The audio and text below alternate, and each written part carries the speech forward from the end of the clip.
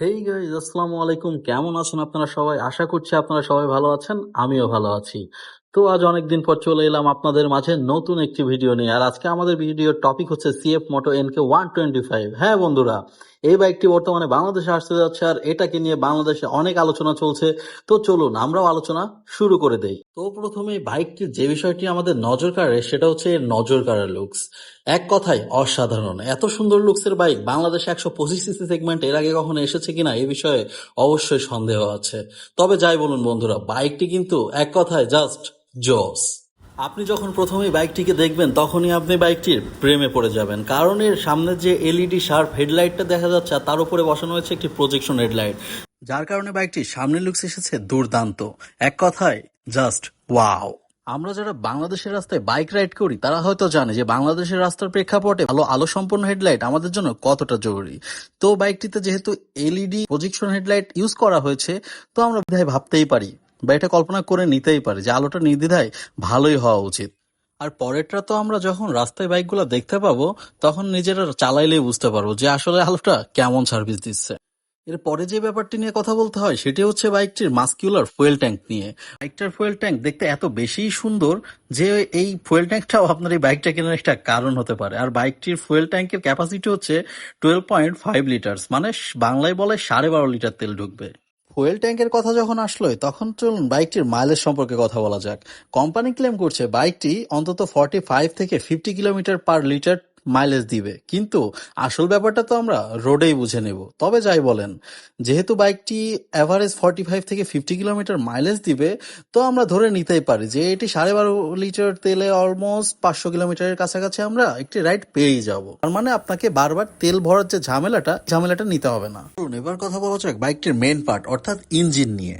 বাইকটিতে ব্যবহার করা হচ্ছে একটি শক্তিশালী 125 সিসি 4 স্ট্রোক সিঙ্গেল সিলিন্ডার একটি লিকুইড কুলড ইঞ্জিন। ইঞ্জিনটি একটি ডিওএইচসি ইঞ্জিন এবং ইঞ্জিনটা অবশ্যই 4 ভ্যালভের এবং সাথে পেয়ে যাচ্ছেন 6 স্পিড ট্রান্সমিশন, মানে 6টা গিয়ার। তার মানে বুঝতে পারছেন একটা 125 সিসি বাইক থেকে আপনারা পাচ্ছেন 6টা gear, liquid cooled engine, 4 valve engine, ডিওএইচসির মতো শক্তিশালী ইঞ্জিন। মানে বুঝতে পারছেন বন্ধুরা যে এটা শুধু নামে 125 সিসি, কিন্তু কাজে পাবেন পুরো 150 সিসি পারফরমেন্স। এই ইঞ্জিনটি পাওয়ার উৎপাদন করতে সক্ষম 14.75 বিএসপি at 11,000 RPM এবং বাইকটিতে পেয়ে যাবেন 11 newton metre of torque at 8,500 RPM। বুঝতে পারছেন, একটা 125 সিসি বাইকে আপনারা পাওয়ার পাচ্ছেন 14.75 বিএইচপি, তাও আবার 11,000 RPM-এ। মানে কতটা টল, কতটা গিয়ার রেশিও, কতটা লং, যারা জিএসএক্স চালান তারা বুঝতে পারতেছেন। পাশাপাশি ইঞ্জিনটা যেহেতু লিকুইড কুল সেহেতু আপনাদের অতিরিক্ত গরম হওয়া নিয়েও কোনো টেনশন নাই, কারণ ইঞ্জিনটি যতই গরম হোক দ্রুত ঠান্ডা হয়ে যাবে।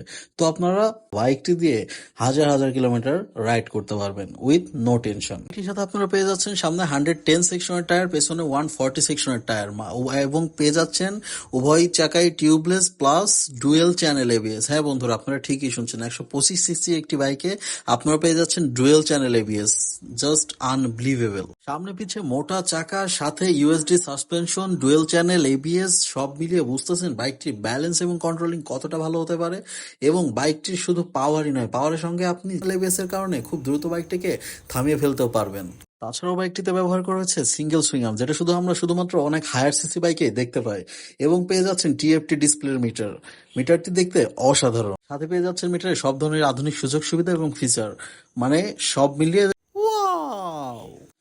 যাই হোক বন্ধুরা, ভিডিওর ফাঁকে ফাঁকে আপনাদের সঙ্গে একটু মজা করতে আমারও বেশ ভালো লাগে। আপনাদের এটা কেমন লাগে সেটা কমেন্ট করে জানাতে পারেন। চলুন এখন আপনাদের বাইকটির দাম সম্পর্কে কিছুটা আইডিয়া দেওয়া যাক যে এটা বাংলাদেশে লঞ্চ হলে এটার দাম কেমন হতে পারে। ইউরোপে স্ট্যান্ডার্ডের বাইক অনুযায়ী এটার ইউরোপে দাম আছে $3199। বাংলাদেশে আমাদের বর্তমান ডলার প্রাইস চলছে 122 টাকা।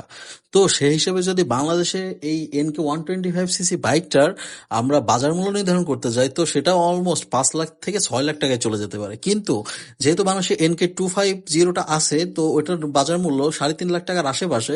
তো আমরা সেই সূত্রে এই বাইকটাকে নিয়ে ধরতেই পারি যে এই বাইকটা যেহেতু একটা proper negative sports bike, CF Moto হয়তো এই বাইকটাকে 4 লাখ টাকা টাকার আশেপাশে লস করতে পারে। কিন্তু বন্ধুরা আমার জায়গা থেকে মনে হয় এই বাইকটার প্রাইস সর্বোচ্চ 2,20,000 থেকে 2.5 লাখ টাকার মধ্যে হলে বাংলাদেশের মানুষ হয়তো এটাকে কিনতে পারে। কিন্তু এর উপরে গেলে 125 সিসির বাইক হিসেবে মানুষ নাক সিটকাতে পারে। তো এটা আমার মন্তব্য। আপনাদের কোনো মন্তব্য থাকলে সেটা কমেন্ট করে জানাতে পারেন। তো বন্ধুরা এই ছিল আমাদের আজকের আয়োজন। এরপরে আপনারা কোন বাইকটি নিয়ে ভিডিও দেখতে স্বাচ্ছন্দ্য বোধ করবেন বা আপনাদের কোন বাইক সম্পর্কে জানার আগ্রহ আছে আপনারা যদি আমাকে বলেন, আমি চেষ্টা করব সেই বাইকটি নিয়ে কিছু কথা আমার মতো করে তুলে ধরার। তো আজকের মতো আর কথা না বাড়িয়ে এখানে আমরা বিদায় নিচ্ছি, কিন্তু বিদায় নিচ্ছি না, ফিরে আসবো নতুন কোনো ভিডিওতে নতুন কোনো বিষয় নিয়ে। ততদিন পর্যন্ত আমরা সবাই থাকবো ভালো, আমরা থাকবো সুস্থ, আমরা থাকবো সুন্দর। খোদা হাফেজ।